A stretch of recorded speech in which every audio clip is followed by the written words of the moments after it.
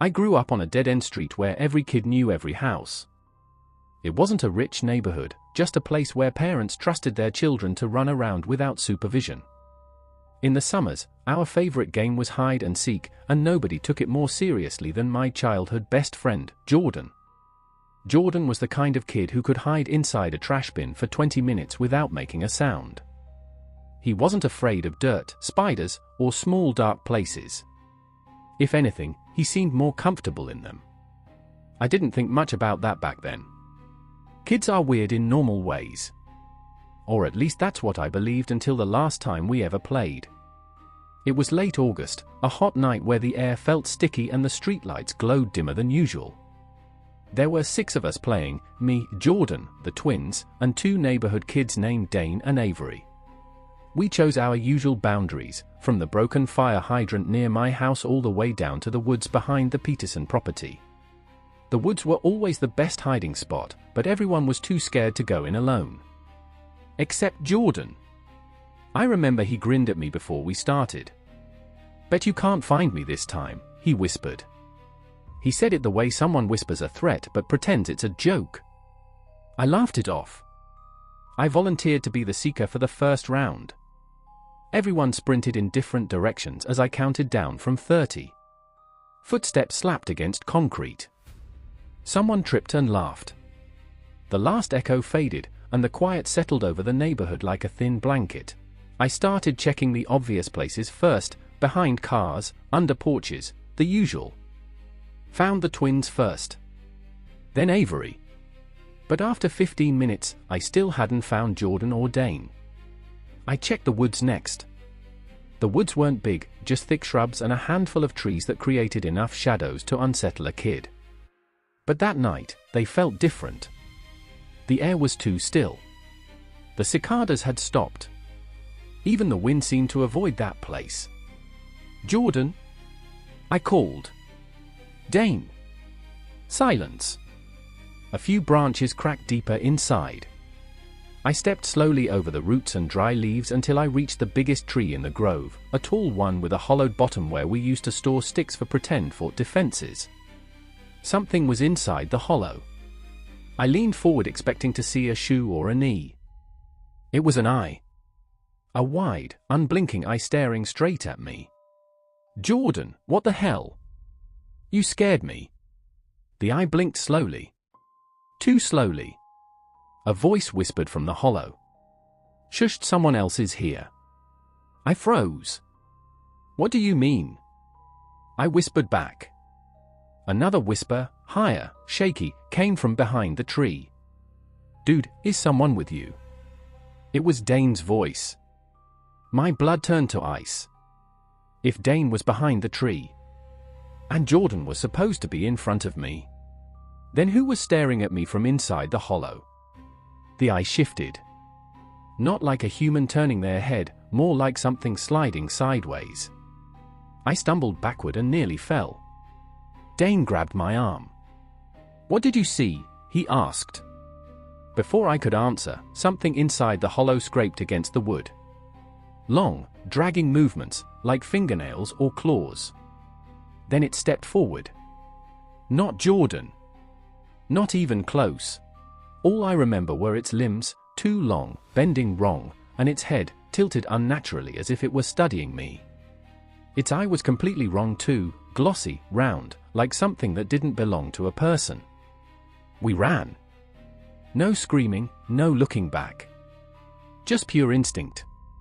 When we burst out of the woods, the rest of the kids were already regrouping, confused about why we were breathless and pale. "Where's Jordan?" Avery asked. My stomach dropped. I'd forgotten. He'd never come out of the woods. We called for him. We checked every house. His mother started searching with a flashlight. Eventually, the street was full of parents yelling his name. They found him 2 hours later. He was standing at the edge of the woods facing the trees, not answering anyone. Just staring. When he finally turned around, he looked through everyone like we weren't even there. He wouldn't talk about what happened. Not then. Not ever. His family moved 2 months later. I never saw him again. But sometimes, when I dream, I see that eye again. And the way it blinked, too slow, too deliberate, like it wasn't used to blinking at all.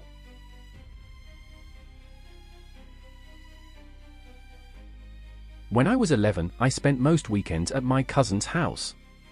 His basement was huge, cold, and full of old furniture and boxes, the perfect place for hide and seek.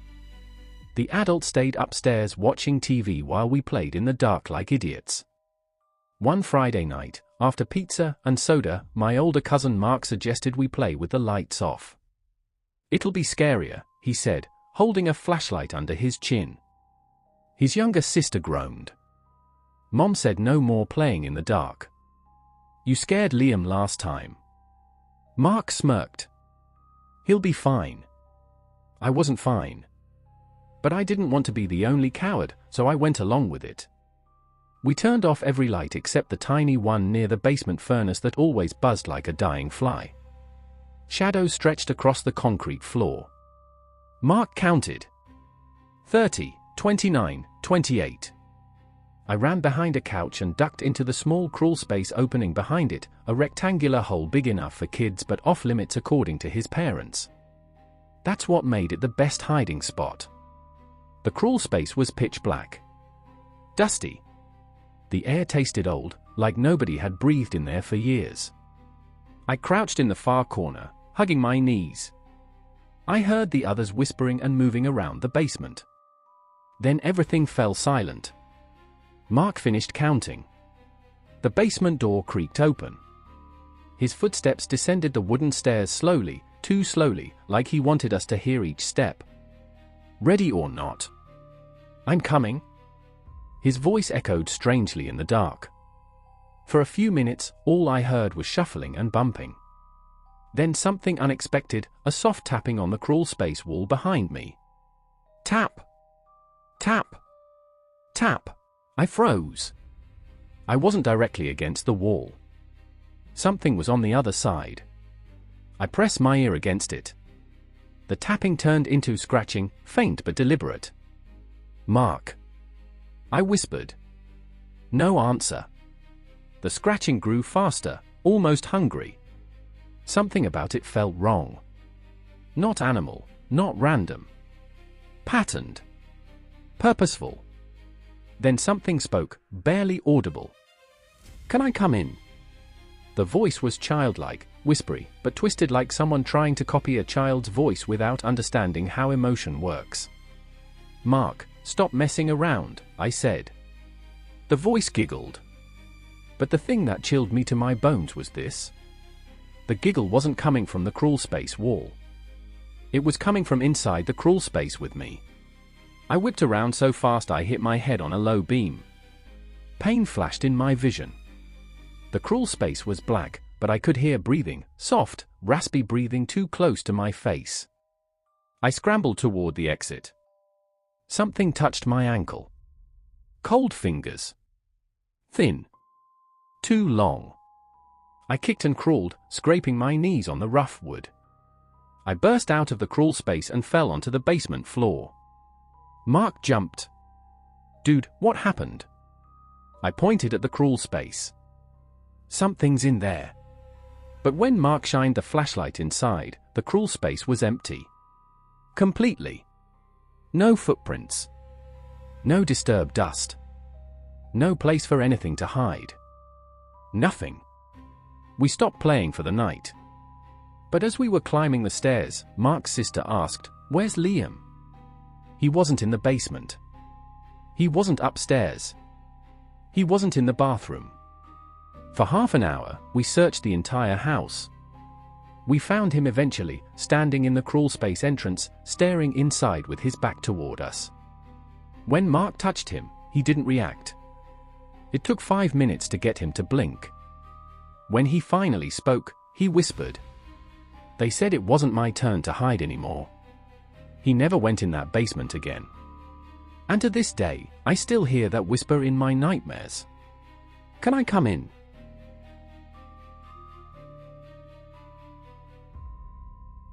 The last hide and seek story comes from when I was 13. I was at my friend Nathan's house for a sleepover. His house was old, the kind where floors creaked even when nobody walked on them.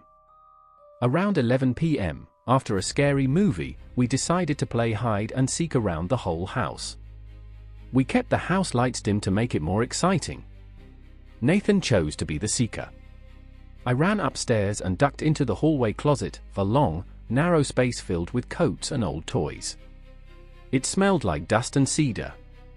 I squeezed behind a row of jackets. The metal hangers rattled softly. Nathan counted loudly downstairs. I waited, listening, breathing quietly. But then something else breathed too. Not from outside the closet. From inside. Slow, deep breathing, the kind an adult makes when sleeping heavily, except this was right next to me in the dark. I stiffened. My hand brushed against something warm. I yanked it back instantly. A whisper came from the darkness beside me. "Don't move." My heart slammed into my chest. "Who's there?" I whispered. The voice didn't answer. But I heard movement, fabric sliding, something shifting its weight. Then a smell hit me. Rotten. Sour. Like wet soil mixed with old meat. I gagged. Something leaned close enough that I felt its breath on my neck. "Shush, he's coming up the stairs," it whispered. Nathan's footsteps creaked on the steps. He was searching. I wanted to scream but couldn't. I felt paralyzed. The thing beside me wasn't touching me, but it felt like it could at any second. Nathan opened doors as he approached. Bedroom. Bathroom. Spare room. My closet was next. The whisper beside me returned. "If he opens the door, I'll move." I squeezed my eyes shut. The footsteps stopped right outside the closet. My sweat felt cold against my skin. Nathan grabbed the knob and turned it. I tensed in pure terror. The closet door swung open. Nathan shined a flashlight inside. Nothing was there but coats and boxes. "Dude, you suck at hiding," he laughed. "I see your shoe." But I wasn't at the front of the closet. I was shoved deep behind the coats. He shouldn't have been able to see me at all. He stepped inside, reached behind the coats, and pulled me out by the sleeve. "What were you doing back there?" he asked. I turned around. The thing was gone. No footprints. No smell. Nothing. But as Nathan walked away, brushing it off, I noticed something that turned my spine to ice. The coats behind me, the ones I'd hidden behind, were warm. Body warm. As if something had been pressed against them for a long, long time. For months afterward, the closet door in my house had to stay open. I couldn't sleep if it was closed. And every time I walk past a dark closet now, I remember that whisper. If he opens the door, I'll move. And deep down, I know. It didn't leave that night. It just moved somewhere else.